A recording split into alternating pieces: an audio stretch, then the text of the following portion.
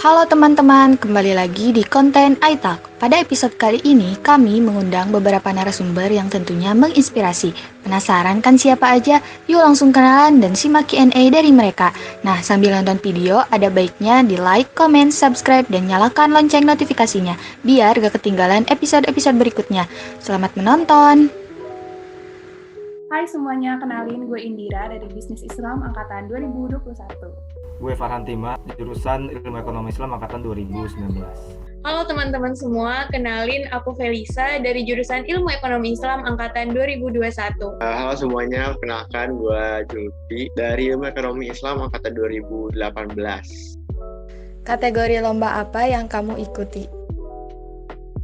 Kalau aku pribadi sih lombanya lomba ekonomi Islam, terus ikut-ikut bisnis case. Sejauh ini masih itu sih selama di FE. Kalau gue sendiri, kalau waktu dulu SMA, biasa yang di musik, entah solo vokal grup, atau musikalisasi puisi. Sempat ikut lomba juga waktu semester 1, terus sekarang udah sih nggak ada apa-apa lagi selain yang di FE. Jabatan atau prestasi apa saja yang pernah kamu raih selama di FEB ini?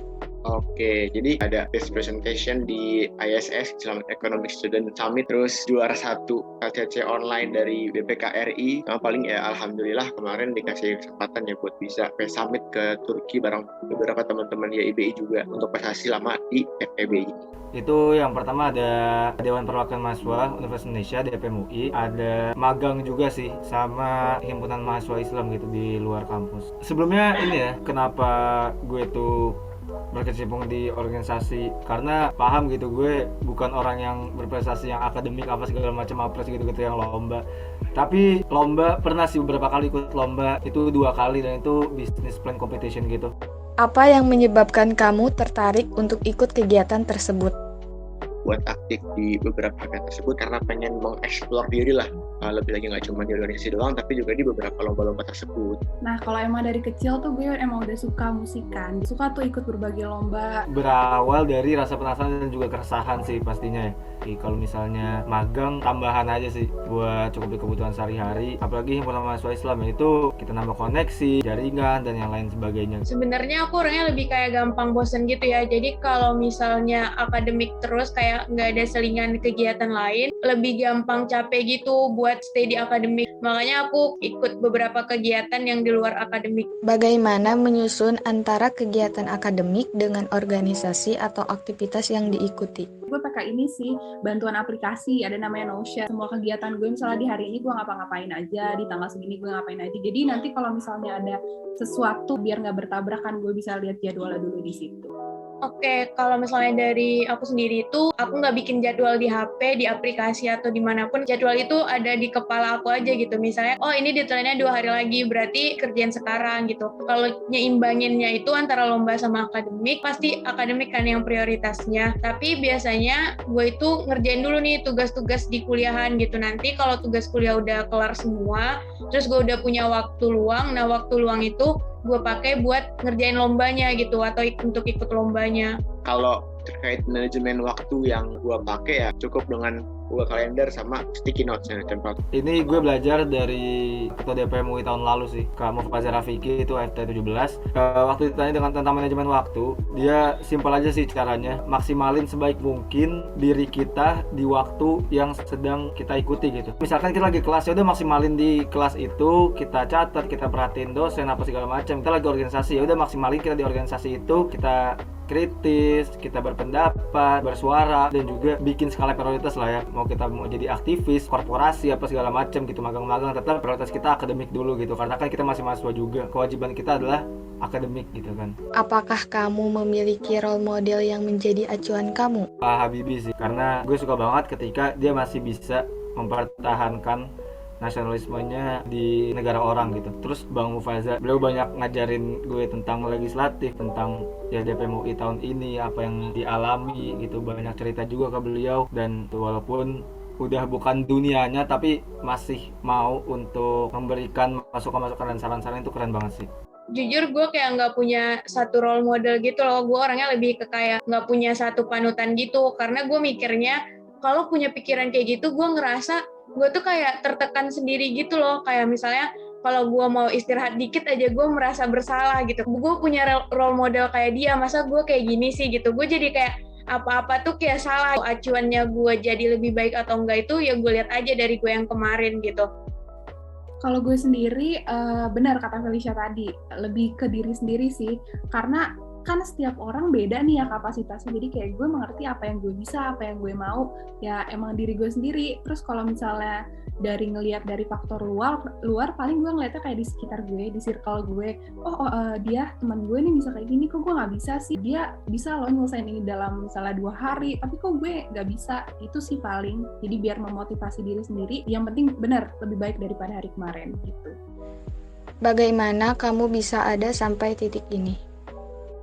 Gue ngerasa sampai detik ini pun belum menjadi orang yang gimana-gimana gitu ya. Di sini gue alhamdulillah ya, dari kegiatan organisasi yang gue ikutin, dan itu tempat yang sangat cocok buat gue. Gue jadi ketemu orang-orang baru, dan bahkan akademis gue dibantu karena organisasi. Maba itu gue nggak banyak ikut kegiatan. Kenapa? Karena gue mikir gue pengen adaptasi dulu nih sama akademik FE, karena kan gue dari swasta ya, terus masuk ke FE itu kayak wah FEUI nih gitu. Karena setelah adaptasi, setelah berkecimpung gitu, kayaknya gue tuh bukan anak yang akademik banget deh. Ya udah, long story short, nyoba organisasi dulu dari IBC dulu. Di IBC belajar tentang organisasi kampus tuh kayak gimana. Terus abis itu ke DPM UI. Oh, asik juga ya, ternyata semacam cara lain untuk kita berkontribusi, untuk kita menunjukkan diri kita siapa gitu. Karena gue tuh sadar gue tuh akademik gak bagus-bagus banget gitu. Jadinya pakai cara lain, ya udah pakai cara organisasi gitu. Menurut kamu, seperti apa mahasiswa ideal itu? Kita di kampus ini tuh, apalagi di UI ya, punya banyak banget ranah kontribusi dimanapun gitu. Punya banyak banget ranah untuk menunjukkan diri bahwa kita tuh bersinar. Jangan jadikan akademik itu hanya satu-satunya patokan gitu loh untuk sukses. Mahasiswa yang ideal adalah dia yang ikut banyak kegiatan, entah itu organisasi, lomba, exchange, bisnis, magang, atau apapun itu ya. Jangan sampai mahasiswa itu melalaikan kewajiban utama sebagai mahasiswa. Yang itu ya tadi, belajar. Kalau menurut gue, mahasiswa ideal itu benar, emang bisa nentuin goals kita sendiri. Tahu nih kayak misalnya semester entar 4 atau 5 kita mau ambil matkul apa aja sih, nantinya kita lulus menjadi apa sih. Tapi selain dari itu, menurut gue mahasiswa yang ideal juga bisa saling support temennya nih satu sama lain, karena kalau dapat support dari orang lain tuh makin termotivasi. Intinya kita sebagai mahasiswa nih nggak cuma ngejar di akademik doang, tapi misalnya dari segi sosial kita punya banyak kenalan. Oh, dia kayak gini loh ternyata, gue juga ternyata bisa loh nanti kayak gini. Karena pun kita anak ekonomi ya, pasti mikirnya itu kayak rational people think at the margin gitu. Nah, tapi kalau sebelum ke margin itu, anggaplah profit ini sebagai sebuah kesuksesan gitu. Nah, menurut gue itu adalah mahasiswa yang dapat memaksimalkan potensinya dengan baik, karena kontribusinya dengan baik. Pokoknya modal-modal dia buat sukses itu dia maksimalkan dengan baik gitu. Misalkan modal kita bukanlah modal akademik, kita ke organisasi. Intinya jangan minder dalam satu kondisi aja. Kalau misalnya lo nggak bisa akademik, masih ada organisasi yang bisa nampung lo dan menjadi batu pijakan lo buat sukses. Kalau dari gue pribadi, mahasiswa ideal itu yang dia tahu apa yang dia suka, dia tahu apa yang dia mau, dan dia usaha buat ngedapetin itu. Kesempatan itu nggak bakal datang 2 kali. Jadi kalau misalnya kalian dapat kesempatan lomba atau dapat kesempatan buat ngelakuin hal-hal yang menurut kalian emang kalian interesting di situ, ya udah ikutin aja gitu. Karena mungkin ada keraguan antara sanggup nggak ya, bisa nggak ya nyimbangin akademik sama non akademiknya. Gue juga berpikiran kayak semakin banyak hal yang kalian coba, semakin sering kalian gagal, maka semakin tinggi juga rate kesuksesannya gitu. Jadi menurut gue jangan pernah ragu dan coba aja selagi kita masih muda, kita masih punya banyak waktu untuk ngabisin jatah gagal. Mungkin itu dari gue, dan tetap semangat karena kuliah emang capek, tapi kayak ya udah capek aja, jangan sampai nyerah gitu.